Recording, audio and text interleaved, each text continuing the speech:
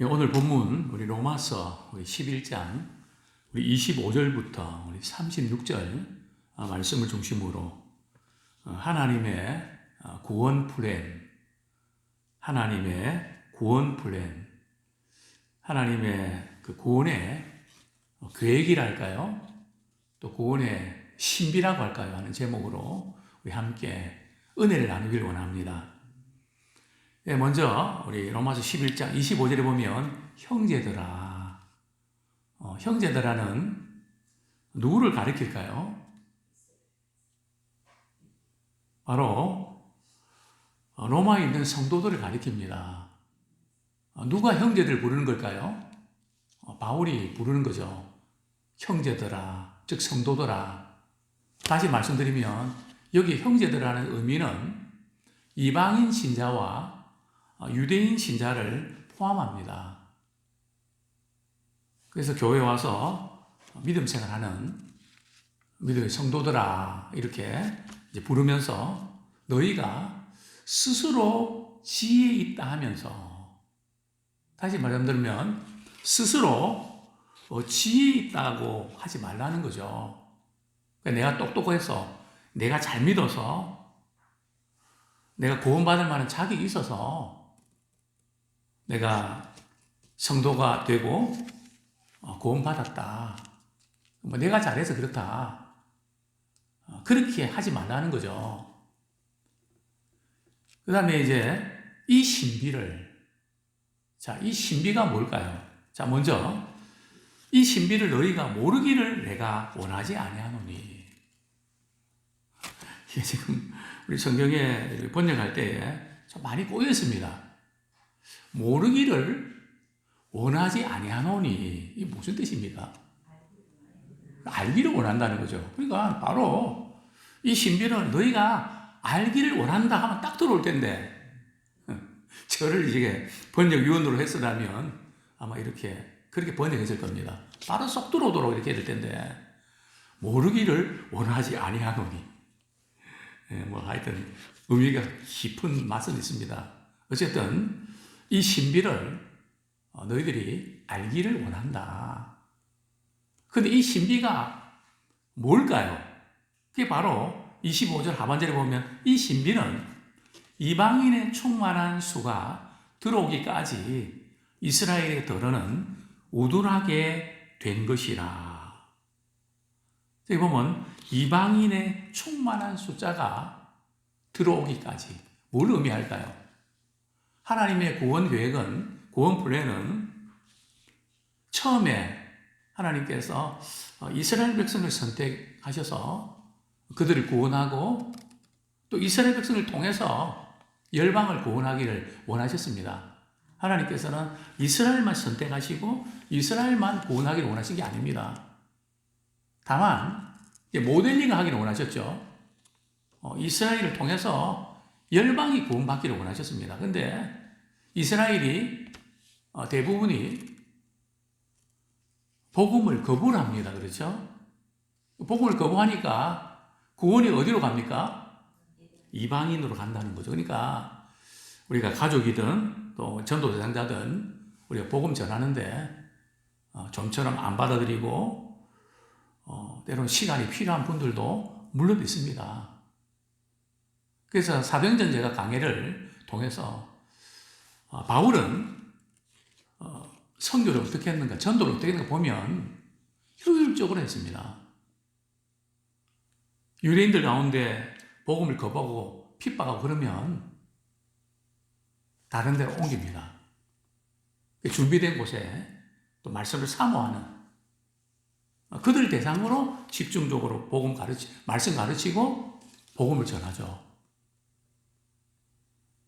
굉장히 바울은 복음 전할 때에 안 되는 그 붙잡고 말이죠, 씨름하면서 너무 많은 시간을 보내지 않았습니다. 우리 또한 한 영혼을 물론 포기하지 않고 끝까지 기다리면서 인내하는 게 필요하지만 아무리 전하려고 해도 받아들이지 않는 그런 대상이라 그러면 우리 또한 방향을 다른 쪽으로 틀 필요가 있습니다. 그래서 그쪽에 사모하고 준비된 영혼들, 저 같은 경우는 이 동남아 선교 쪽으로 그건 한 15년 되면서 벌써 이렇게 지나고 보면 다르지 않습니까? 참 건강한 믿음의 신자들, 지도자들, 의사들, 변호사들, 정말 그 지역에 엘리트들이 많이 배출됐습니다. 왜냐하면 준비된 영혼들이 있거든요. 그래서 우리는 하나님의 사랑을 받아서 그 사랑을 또 나누는 그런 믿음의 사람들을 찾고 또 그분들을 위해서 또 에너지를 집중하는, 그게 안 되는 그 집중해서 나 우리 교회는 전도가 안 되고 또 나는 전도가 안 된다, 그렇게 우리가 포기하거나 낙심할 게 아니라 다만 파트너를 체인지할 필요가 있다는 거죠. 그렇다고 부부 사이에 말이죠, 뭐 그렇다고 체인지하면 안 됩니다. 성격이 다른 거니까요. 자, 이방인의 충만한 수가, 그러니까 하나님의 구원 계획은 이제 말세가 되면 먼저 이방인들 가운데 구원받기로 작정된 영혼들이 주님께 돌아오는 그 수가 있다는 거죠. 그 수가 차기까지, 제가 볼 때는 이방인의 충만한 수가 거의 다 차가는 것 같습니다. 그 어떻게 알 수 있는가 하면 전 세계 도덕적인 타락, 영적인 무지, 그리고 사람들의 마음이 굉장히 완악해진단 말이죠. 좀처럼 교회 나가려고 하지 않고 복음을 들으려고 하지 않고 말씀을 받으려고 하지 않습니다. 너무 이렇게 악해지는, 그게 이제 성경적으로 보면 마지막 시대의 징조 중에 하나. 물론 그렇다고 해서 우리는 손 놓고 있는 것이 아니고 또 우리는 또 그 가운데서 빛의 사명 감당해야 됩니다. 그러나 분명한 것은 이방인의 충만한 수가 살 때쯤 되면 굉장히 완악해지고 마음이 그냥 믿으려고, 마음을 열지 않고 믿으려고 하지 않는다는 거죠. 근데 이방인의 충만한 수가 들어오기까지 이스라엘 더러는 우둔하게 됐다. 이전에 성경은 완악하게 됐다 그러거든요. 제가 볼 때는 저는 이 완악하게 된 표현이 훨씬 더 와닿습니다. 즉 이스라엘 백성들도 지금은 예수를 믿지 않지만, 왜요? 완악해서 복음을 거부했지만 이방인의 충만한 수가 차면 양상이 달라진다는 거죠. 그게 바로 26절 말씀 같이 읽겠습니다. 시작. 그리하여 온 이스라엘이 구원을 받으리라. 기록된 바 구원자가 시온에서 오사 야곱에게서 경건하지 않은 것을 돌이키시겠고. 즉 이방인의 충만한 수, 즉 구원의 숫자가 차면 그 다음에는 어디로 간다고요? 이스라엘로 간다는 겁니다. 근데 오늘 본문에 보면 온 이스라엘, 여기 온 이스라엘은 이스라엘 전체가 구원받는다는 뜻일까요? 물론 어떤 분은 그렇게 해석하는 분도 있습니다. 그러나 성경 전체의 맥락과 또 하나님의 의도를 볼 때 그렇지 않습니다. 뭐 이방인의 충만한 수가 다 찼다 그래서 이방인 전체가 구원받는다는 뜻일까요? 아니죠. 여기에 온 이스라엘의 의미는 전체로서의 이스라엘입니다. 전체로서의 이스라엘이 구원받는, 또 이스라엘 백성들 가운데 구원받을 작정된 영혼이 주님께로 돌아오게 된다는 거죠. 자, 그러면 지금 이스라엘 백성들이, 지금 이스라엘의 상황은 어떨까요? 이스라엘에 구원받는 자가 돌아오면, 자, 그게 바로 오늘 본문에 보면 구원자가 26절에 보면 시온에서 오사 야곱에게서 경건하지 않은 것을 돌이키시겠고, 즉 유대인들이 복음을 거절하고 우상숭배 죄악에 빠졌는데 그들이 회개하고 돌이켜서 예수님을 믿게 된단 말이죠. 그것을 이제 우리 기억 이사야 59장 20절인데 이제 예언되어 있죠. 자, 이사야 59장 20절 한번 보겠습니다.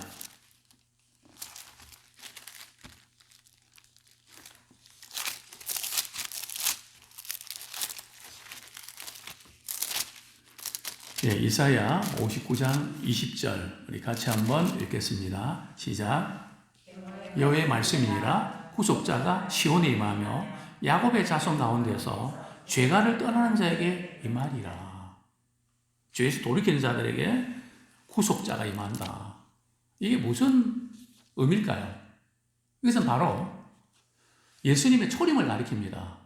예수님이 오셔서 죄에서 돌이키고 구원받는 사람이 일어날 것을 말씀하고 있는 거죠.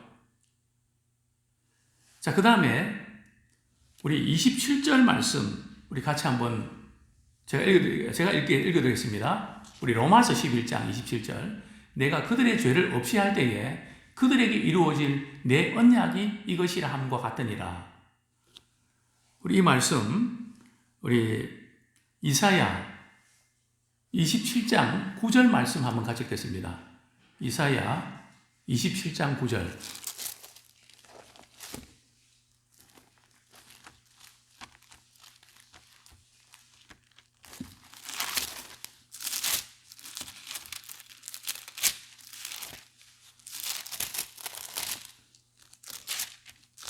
네, 같이 한번 읽겠습니다. 시작. 야곱의 부리가 속함을 얻으며 그의 죄 없이 함을 받을 결과는 이로 말미암아. 네, 제가 다시 한번 읽겠습니다. 야곱의 부리가 속함을 얻으며 그의 죄 없이 함을 받을 결과는 이로 말미암나니 곧 그가 제단의 모든 돌을 부서진 횃돌 같게 하며 아세라와 태양산이 다시 서지 못하게 함에 있는 것이라. 부리가 속함을 받으며 죄 없이 함을 받는다는 이제 그런 예언이 이렇게 기록되어 있죠. 그 다음에 우리 예레미야 31장 우리 31절 우리 한번 같이 읽겠습니다. 예레미야 31장 31절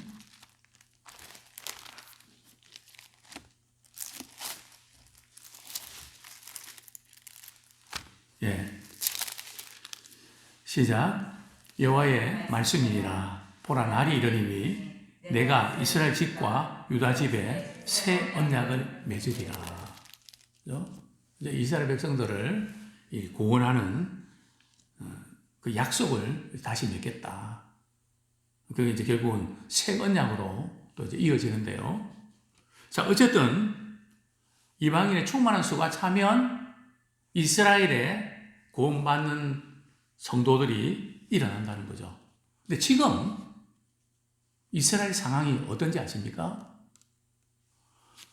제가 통계를 이렇게 소개해드리면 1948년 이스라엘 나라가 생길 때 30명 정도가 유대인들 가운데 예수를 믿는 그들을 이제 영어로 메시아닉 주라 그럽니다. 주는 유대인이고요. 메시아닉 유대인들 가운데 예수 믿는 사람들 몇 명이라고요? 30명쯤 됐거든요. 2009년에는 1만 6천 명에서 2만 명. 2009년도 그리고 2013년도에는 2만 5천 명으로 증가하게 됩니다. 예. 2013년도에는 2만 5천 명. 그리고 전국에 예수 믿는 사람들이 이렇게 모여서 예배를 드리는 그런 현장도 약 300개가 늘었다고 합니다. 즉 이스라엘인들 가운데 구원받는 숫자가 급증하고 있다는 거죠. 지금 2021년도니까 아마 통계가 나와 있겠죠. 더 많아졌을 겁니다. 굉장한 이제 충격이죠. 왜냐하면 성경에 복음이 온 세계에 전파된 후에 예수님이 다시 오신다고 하셨거든요. 그 예수님의 그 재림의 그 시점은 복음이 온 땅에 전파된 후에 오는데 지금은 이방인의 숫자가 채워지기를 기다리고, 그리고 이방인의 숫자가 이제는 채워졌다면 아무리 믿고 싶어도 믿을 수가 없습니다. 그래서 구원받을 만한 때가 있거든요. 은혜 받을 만한 때가 있습니다. 그 기회를 놓치지 마라. 왜냐하면 그 때가 끝나면 바로 어디로 간다고요? 이스라엘의 구원받는 그쪽으로 간다는 거죠. 그러면 끝나버리거든요. 그러니까 우리의 관심은 지금 이스라엘에 구원받는 사람이 몇 명인가?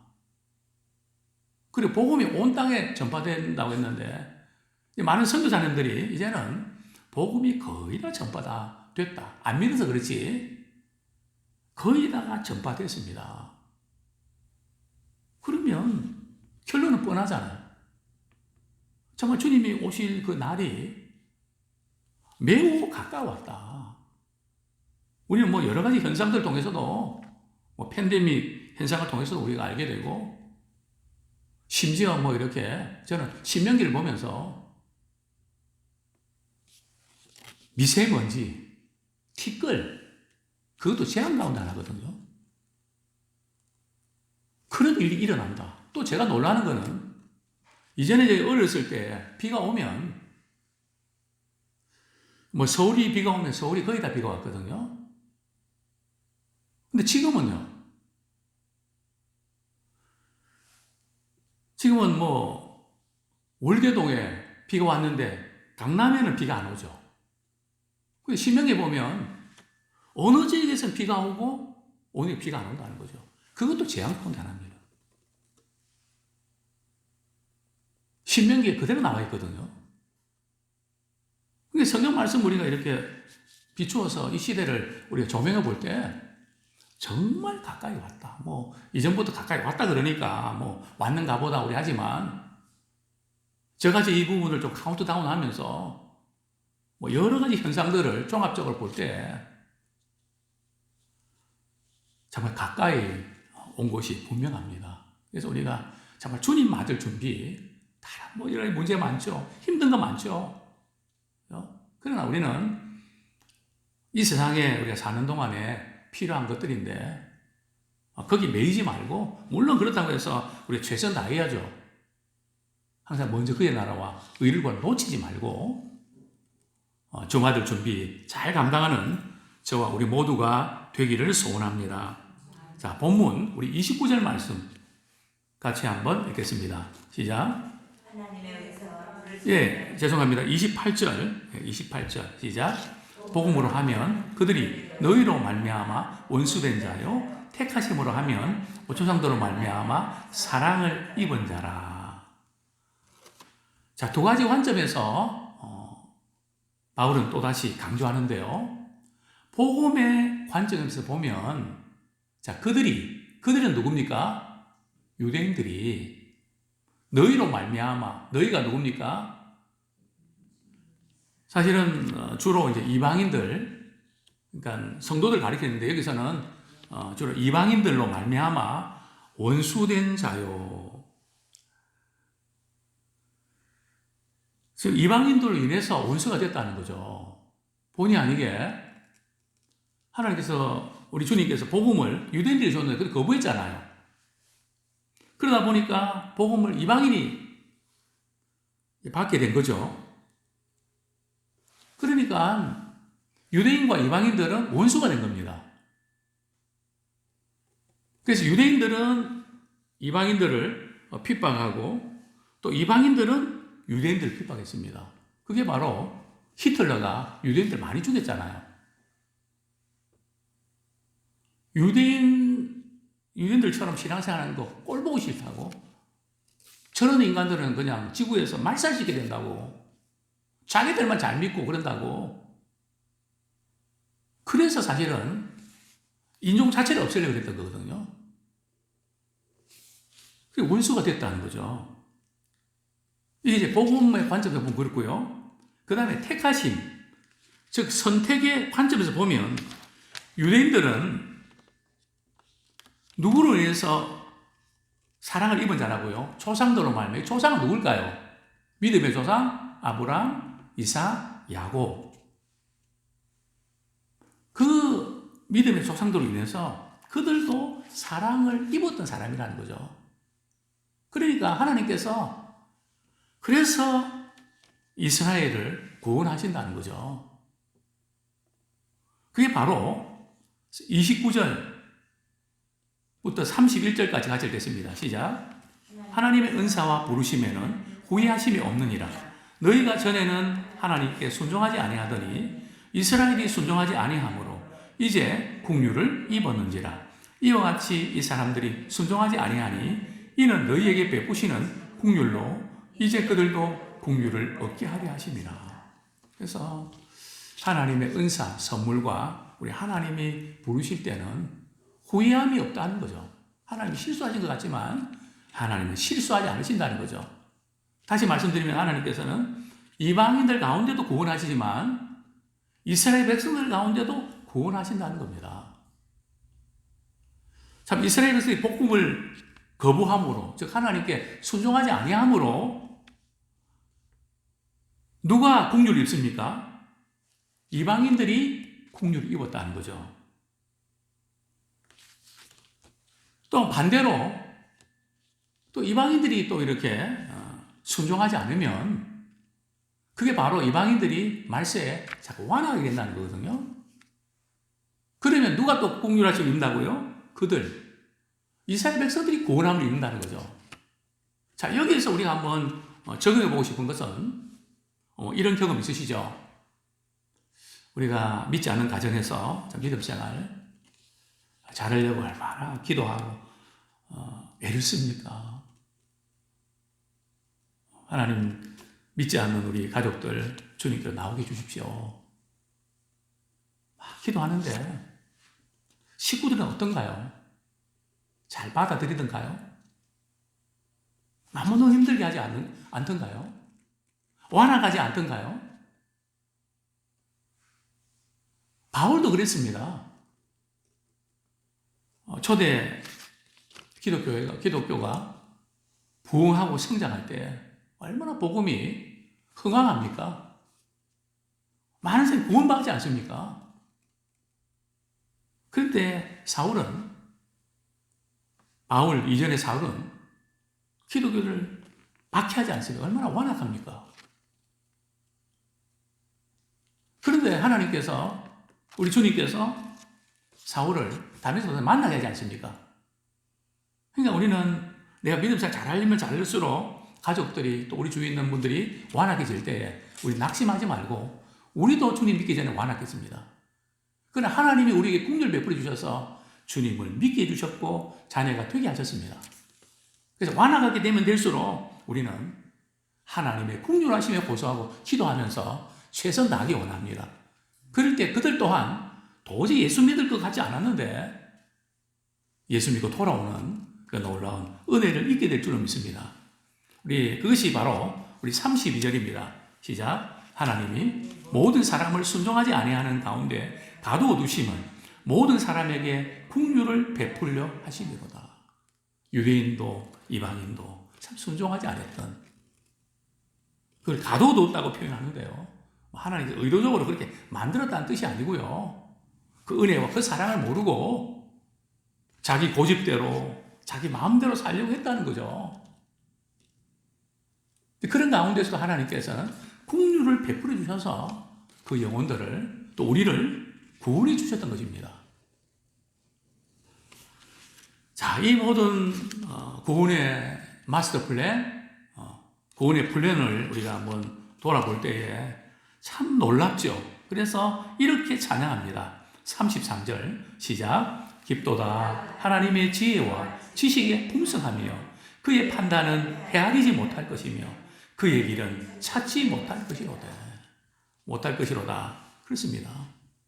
참 하나님께서 우리를 구원하시는 그런 구원의 놀라운 스케줄, 그 지혜와 그 지식은 우리가 도저히 측량도 못하고 그 은혜가 풍성합니다.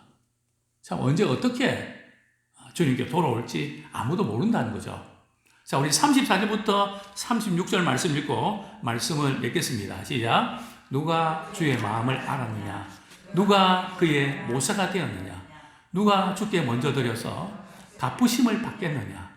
이는 만물이 주에게서 나오고 주로 말미암고 주에게로 돌아갑니다. 그에게 영광이 세세 있을지어다. 아멘. 그래서 우리는 왜 하나님 왜 이렇게 하십니까? 우리 하나님이 사랑하신다면 어떻게 이럴 수가 있습니까? 제가 주님 앞에 이렇게 했는데 왜 이런 일이 일어납니까?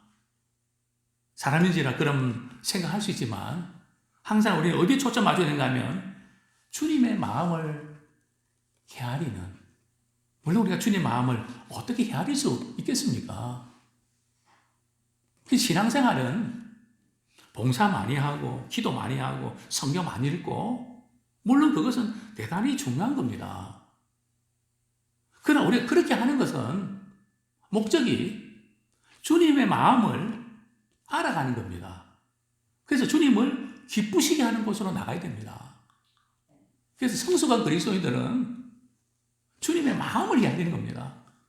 효자가 다른 여러 가지 조건이 필요하지만 최고의 효자가 뭡니까? 부모의 마음을 참 이렇게 헤아릴 줄 아는, 어떻게 우리 자녀가 내 마음을 이렇게 헤아리나 참 기특하고 고맙고 감사한, 그때 우리 부모는 행복하지 않습니까?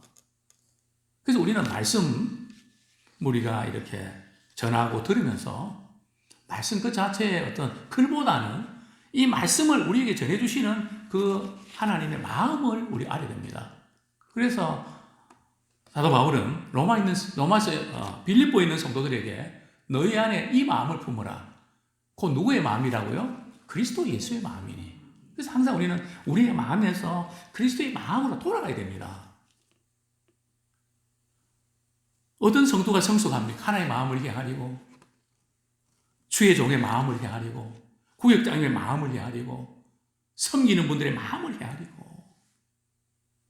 그래서 내가 그 가운데서 동력할 수 있는 게 뭘까? 제가 목회하면서 가장 힘들 때 어떤 우리 청년이 제게 전화를 주셨습니다. 목사님 많이 힘드시죠? 힘든 거 없는데 왜 제가 꿈을 꿨는데요. 목사님 막 우시고 너무 힘들어 하시는데 제가 있는데 너무 낙심하지 마세요. 제가 울고 있는 모습을 보여주셨다는 거죠. 그래서 걱정이 돼서 전화했다고. 그 이야기를 듣는 순간에 그 마음을 헤아려 주니까 큰 위로가 되지 않습니까? 우리 신앙생활도 다른 거 아닙니다. 그래서 이해할 수 없어도 우리가 주님을 신뢰하기 원합니다. 누가 주의 마음을 알았느냐? 누가 그의 모사가 되냐? 모사는 카운셀러거든요. 주님 이렇게 해주셔야 되는데 왜 이렇게 하십니까? 누가 이렇게 할 수 있냐는 거죠. 우리의 좁은 역량 가지고.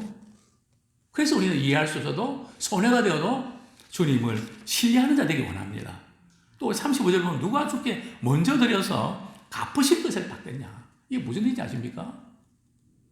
우리가 주님께 뭔가 드리고 주님께 봉사하고 내가 이만큼 이렇게 했는데 왜 주님은 이렇게 안 갚아주십니까? 그러지 말라는 거죠. 왜냐하면 우리는 대가를 바라고 주님 앞에 그렇게 하는 거 아니잖아요. 근데 우리는 그렇게 목회자님 저 자신보다 많이 하거든요. 제가 이렇게 하고 있는데 왜 결과는 이렇습니까? 그러나 우리 주님은 우리가 알지 못하는, 그래서 주님께 드렸으면 주님이 받으신 거거든요. 주님이 받으셨는데 주님 받으셨으니까 이렇게 해주셔야 되는 거 아닙니까? 주님과 우리의 관계, 그런 관계 아니라는 거예요. 그저 우리가 주님께 드렸으면 그것으로 기뻐하고 감사하는 자 되기 원합니다. 나는 무익한 종입니다. 마땅히 할 바를 제가 한 것뿐입니다. 다른 사람은 몰라도 주님께서 제 마음을 아십니다. 그럴 때 마지막 주님 앞에 섰을 때 상이 크거든요.